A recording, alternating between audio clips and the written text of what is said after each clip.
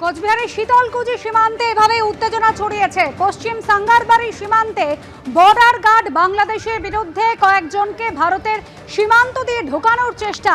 BSF এর দাবি বিজেপিকে বাধা দেওয়া হয় এবং তারপর উত্তেজনা ছড়ায়।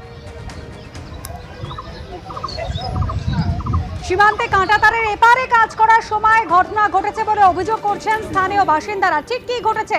শুভেন্দু ভট্টাচার্য আমাদের প্রতিনিধি রয়েছেন আমাদের সঙ্গে। শুভেন্দু, কি কারণে উত্তেজনা ছড়ালো, এখন কি অবস্থা? দেখো, স্থানীয় কৃষক যারা সীমান্তের কাঁটাতারের ওপারে যারা কৃষিকাজ করছিল তাদের যেটা দাবি, আজ সকালবেলা সেখানে বর্ডার গার্ড বাংলাদেশ তারা কিছু মানুষকে তারা কিন্তু ভারতের দিকে ঢোকানোর চেষ্টা করে।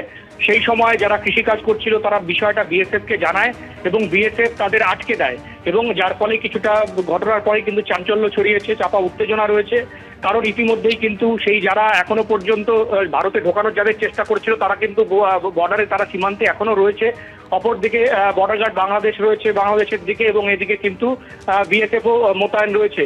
কোনো মতেই বিএসএফ এর তরফ থেকে তাদের এই দেশে ঢুকতে দেওয়া হবে না এমনটাই দেখা যাচ্ছে এবং এই ঘটনায় এলাকায় যথেষ্টই চাঞ্চল্য ছড়িয়েছে। প্রচুর গ্রামবাসী সেখানে ভিড় করেছে এবং গ্রামবাসীদের যেটা দাবি যে আজ সকালবেলা তারা যখন কৃষিকাজ করছিল সেই সময় প্রায় 16 জন নাগরিক তাদেরকে কিন্তু বর্ডার গার্ড বাংলাদেশ তারা ভারতের দিকে ঢোকানোর চেষ্টা করে এবং এই সময় তারা বিএসএফ কে জানায় বিষয়টা। পরে বিএসএফ এসে তাদের কিন্তু ভারতে ঢোকানোর সেই চেষ্টা ব্যর্থ করে দেয় এবং তারপরে কিন্তু এখনো পর্যন্ত এলাকায় চাঞ্চল্য রয়েছে, কিছুটা উত্তেজনা রয়েছে এবং এদিকে কিন্তু ভারত প্রচুর সাধারণ মানুষ সেখানে জড়ো হয়ে উৎসুক জনতা তারা দেখছে যে কি বিষয়টা কি তারা বোঝার চেষ্টা করছে। হ্যাঁ, শুভেন্দু সঙ্গে থাকো। সীমান্তের একদিকে বর্ডার গার্ড বাংলাদেশের জওয়ানরাও, অন্যদিকে মুখোমুখি বিএসএফ জওয়ানরা। এই যখন পরিস্থিতি হয় তখন এলাকায় চাঞ্চল্য ছড়ায়। ছবিটা দেখুন একবার। এভাবেই কাঁটাতারে ওপারে জড়ো হচ্ছিলেন বর্ডার গার্ড বাংলাদেশের তরফ থেকে বাধা দেওয়া হয় এবং বিএসএফ তাদের বাধা দেয়। বিএসএফ কে স্থানীয় কৃষকরা এসে নালিশ করে এবং সেই সময় বিজেপিকে বাধা দেওয়া হয়।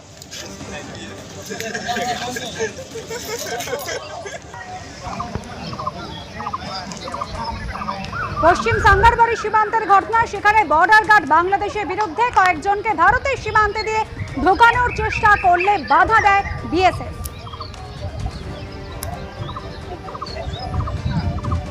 পাসপোর্ট জালিয়াতি কাণ্ডে ইডি স্ক্যানারে 350 পাসপোর্টের তথ্য। কিভাবে এই পাসপোর্টগুলি তৈরি করা হয়েছিল, কোন কোন নথি জমা দেওয়া হয়েছিল তা খতিয়ে দেখতে টিম গড়ল ইডি। আরো বিস্তারিত জানতে কথা বলবো আমাদের প্রতিনিধি প্রকাশ সিনহার সঙ্গে। প্রকাশ, এই বিপুল পরিমাণ পাসপোর্টের তথ্য যা এই মুহূর্তে ইডি স্ক্যানারে রয়েছে এবং তার সম্পর্কে খুঁটিনাটি জানার জন্যই কিন্তু ইতিমধ্যেই টিম গঠন করা হয়েছে। এই টিম কিভাবে কাজ করবে এবং এই তদন্ত এই মুহূর্তে ঠিক কোন জায়গায় দাঁড়িয়ে রয়েছে? দেখো, তোমাকে বলে দিই, যেটা ইডি আধিকারিকরা জানাচ্ছেন যে একটি বিশেষ টিম গঠন করা হয়েছে যারা কিন্তু পাসপোর্ট খতিয়ে দেখবে। তুমি জানো, যেটা ইডি সূত্রের খবর আগে আমরা পেয়েছিলাম যে 500টি পাসপোর্টের একটি তালিকা তৈরি করা হয়েছিল এবং পাসপোর্ট ডিপার্টমেন্টে সেই তালিকা পাঠানো হয়েছিল এবং যাবতীয় এই 500টি পাসপোর্টের তথ্য চাওয়া হয়েছিল যে সেই পাসপোর্ট তৈরি করার সময় কি কি নথি জমা পড়েছে, পুলিশ ভেরিফিকেশন রিপোর্ট কি ছিল এবং কিভাবে কাদের কাছে পাসপোর্ট পৌঁছে গেছিল।